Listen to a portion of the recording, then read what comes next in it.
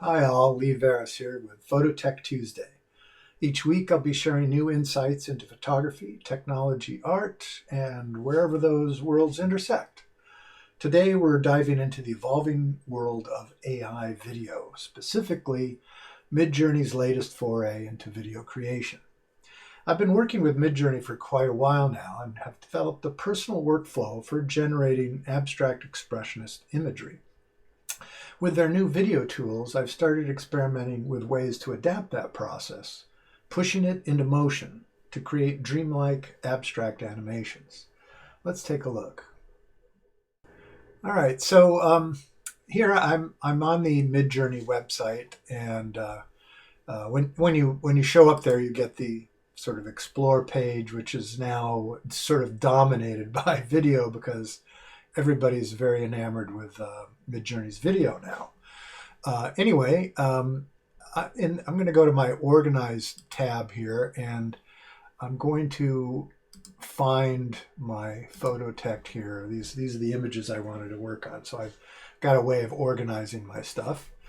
And just to kind of give you some background on the kinds of things that I've been doing in Midjourney, I'm creating these kind of interesting sort of abstract expressionist sort of images. And these are all kind of interesting. What my process for creating these is to use image prompting. So I do have a text prompt here, a very simple one, dreams shimmer and reality gently fractures. But the big magic is in the image prompt. So these are all older images of mine that I've taken in the past or created in Photoshop or otherwise. It's one of my photo mandalas. And by having these three images together, and they're all kind of unrelated, Midjourney attempts to extrapolate elements of these photos along with the text prompt to try and come up with something. And I find that if I give it images that aren't that related to each other, it forces Midjourney to hallucinate. That's the whole idea here. So it's forcing it to hallucinate. So I've got these kind of interesting images. I quite like this one. So I'm thinking that I want to animate this. So I'm going to first generate some variations. So we can go in here and click on either subtle or strong variation. I'm going to start with strong. So I'm going to go ahead and click on that. And that's going to tell Midjourney that I want to create 4 more variations. So if I go over here to the Create tab, these are the variations that are coming in. And I'll speed this up a little bit later so you don't have to watch the whole process here. But it's pretty quick.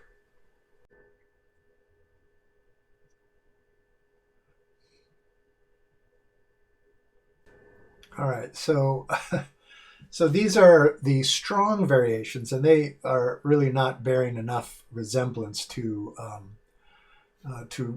my original that I started with. So I'm going to go back and let's look at that one again. And so instead of strong variations, I'm going to do subtle variations. So kind of what I'm looking for is 4 versions that I can animate between, right? So Midjourney has a strategy of developing video where they allow you to pick a first frame and an ending frame, and then you get like 5 seconds, 3 seconds, 5 seconds, or something like that in between those to generate some motion. So I've got 4 images here that I think I can probably animate between, and we'll see what happens with these. So let's go ahead. I'm going to start to generate something. I'm going to add images. So actually, we'll start this way. I'm going to click on the one that I want to start with, and let's say, do I want to start with that one, or maybe I'll start. Let's see. I think I might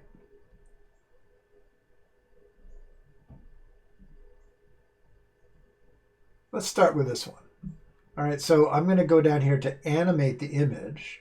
Now I can do this auto. I can just click on the auto, low motion or high motion, or when you animate manually, if I click on this, now I get a starting frame, and this is my starting frame.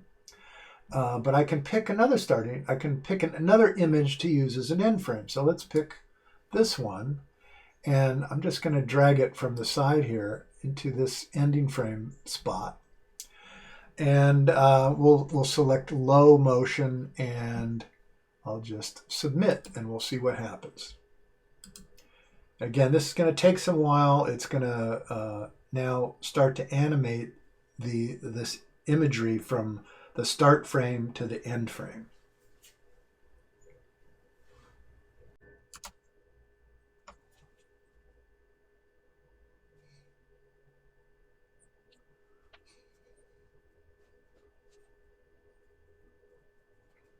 Okay, now that it's completed, now I just hover my cursor over it and it starts to show me the animation. And there's 4 different versions. So you kind of have to look at all of them and decide which one you like the best. And kind of looking at these things, trying to decide what I want to go with next. So I think I like this one because the image is sort of spread apart a little nicer. So I'm going to choose this one and extend it manually again. So I'm going to click on that. And now I have my start frame is basically the video, and I want to now come up with a new end frame. So I'm going to go back to my Organize tab here, and actually let me go back to the Create and scroll down to my static imagery. So I basically started with this image, went to this one, and now we're going to end up on a new image as my ending frame. So I'll put that in there. This time we'll say high motion. I'll go ahead and submit that.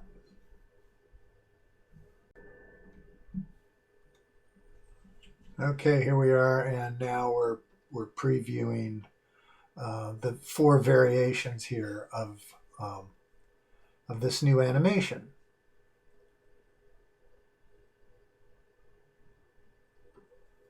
Interesting.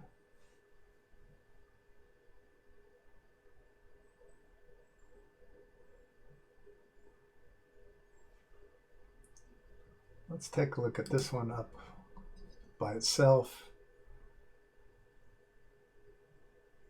Yeah, I'm kind of liking this. This is pretty interesting. All right, let's extend this again manually. So I'm going to click on Extend Manually.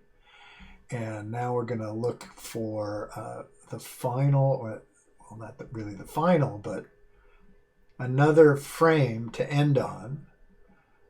So we're going to try this one now.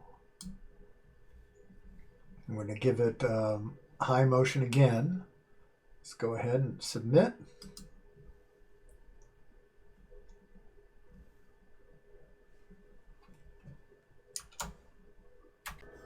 All right, here we are again with our 3rd iteration here of expanding this. Let me go back and take a look at all 4 of them again.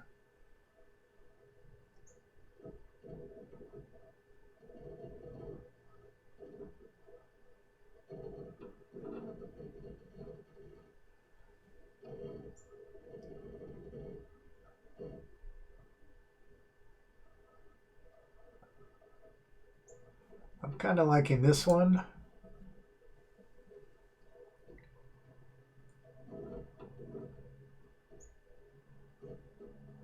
All right, that's pretty cool.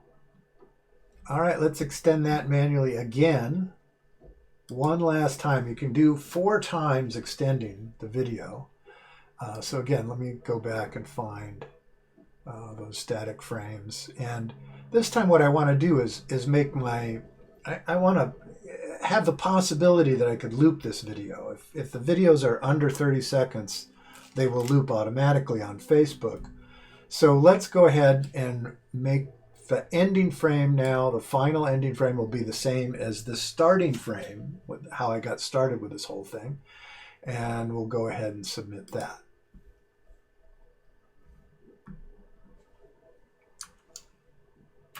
Okay, here we are with our final. So now it's really just that last ending. We've got a 16-second video, and it's really just that last little bit that comes back to our first frame again that is different. So I'm just taking a look at these, trying to decide which one I like the best. And they're all pretty good. I think I kind of like this one. So now the one that I like, I go over here to download it, and it takes a little while, but that's the whole process. All right, let's take a look at that video full screen, and I'll also show you a couple examples of other videos that I've created using the same process. All right, let's take a look.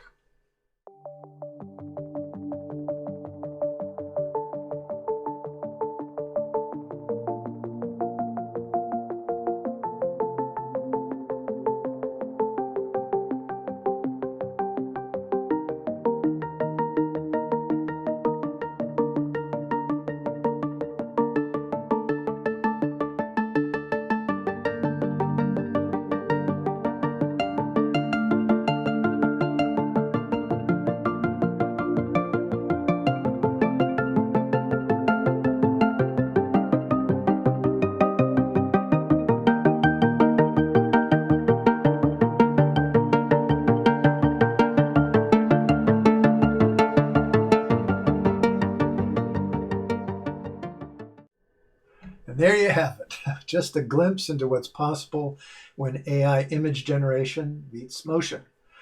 Midjourney's new video capabilities open up a fascinating realm for abstract expression, where shape, color, and texture are no longer bound by still frames. As artists, we now have a powerful new brush to paint with, one that blends algorithmic logic with human imagination. I hope this inspires you to experiment with your own creative workflows, and I'll be back next week with more phototech explorations. Until then, keep creating. If you like this video, please give us a thumbs up, hit that subscribe button, and ring the bell so you don't miss another Phototech Tuesday. And I'll see you next time. You might consider joining us for a travel adventure. Check out our trips and in-person workshops at our website, bobbyandleesphotoadventures.com. Our last photo adventure for this year will be an amazing once-in-a-lifetime India for beginners, a first-class luxury tour, including the Taj Mahal, Tiger Safari, and Pushkar Camel Festival. And that's October 17th through 29th. Next year, we will again go to Venice for Carnival. Sign-up is now live. Check out the website for more info. Thanks for watching, and I look forward to seeing you on our next adventure. Bye for now.